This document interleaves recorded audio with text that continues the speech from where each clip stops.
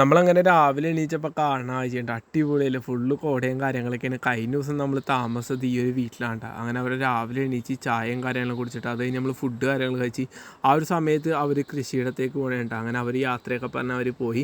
അതൊക്കെ കഴിഞ്ഞ് നമ്മൾ അവിടെ നിന്ന് ഇറങ്ങി കേട്ടോ. കുറച്ച് നേരം കഴിഞ്ഞപ്പോൾ അടിപൊളി റൂട്ടും കാര്യങ്ങളൊക്കെയാണ് നമുക്ക് കിട്ടിയത്. അപ്പോഴത്തേക്കും മറ്റേ ഒരു ദീദി വന്നിട്ട് പാവം കുറച്ച് പൈസയൊക്കെ കൊണ്ടുവന്ന് തന്നിട്ട് ഞാൻ വേണ്ടെന്നൊക്കെ പറഞ്ഞാണ്, പക്ഷേ അവർ തന്നിട്ട് കേട്ടോ. അത് കഴിഞ്ഞ് വീണ്ടും ഒരാളെ കണ്ടുകൂട്ടി, അത് കഴിഞ്ഞ് വീണ്ടും കുറച്ച് ആൾക്കാരെയൊക്കെ കണ്ടുകൂട്ടി കേട്ടോ.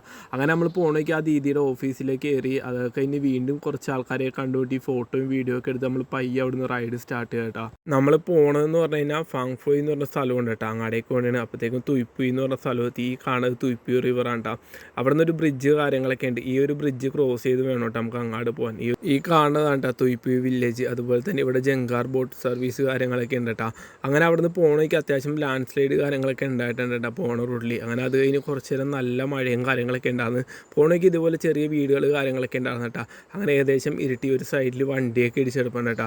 അപ്പോഴത്തേക്കും നമുക്ക് തങ്ങാൻ വേണ്ടി ഒരു സ്ഥലം കിട്ടി. ഇവിടെ നമുക്ക് ഫുഡ് കാര്യങ്ങളൊക്കെ തന്നിട്ട് ചെന്നപ്പോൾ അതിനി കാണുന്നത് നമുക്ക് കിടക്കാനുള്ള സൗകര്യങ്ങൾ കാര്യങ്ങൾ അവർ അറേഞ്ച് ചെയ്യണം കേട്ടോ. പാവം കുറച്ച് ആൾക്കാരാണ്, ഇവർ കൃഷിക്കാരാണ് കേട്ടോ.